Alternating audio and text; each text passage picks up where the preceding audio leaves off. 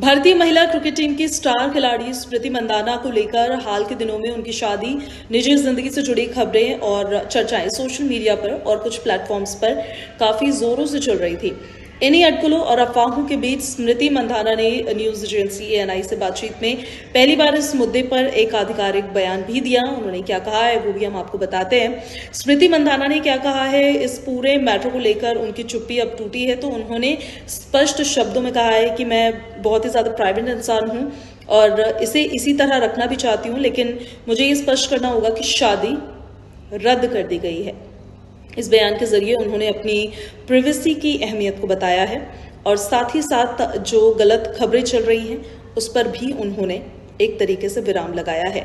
क्या क्या बातें जरूरी है इस पूरे मैटर पर समझना, उसको जरा समझिए। स्मृति ने कोई नाम नहीं लिया है, कोई कारण नहीं बताया है, निजी विवरण साझा नहीं किया है।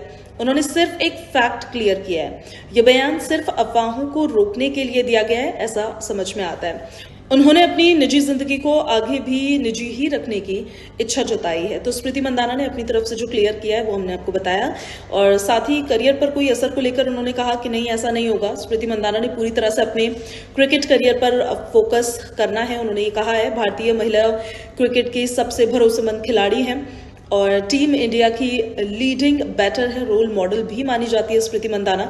तो उन्होंने यही कहा है कि अपने काम पर ध्यान रहेगा। इस बयान का असली मतलब जो निकलकर सामने आता है वो ये है कि पब्लिक फिगर होने का मतलब ये नहीं है कि हर निजी फैसला सार्वजनिक चर्चा का विषय बन जाए।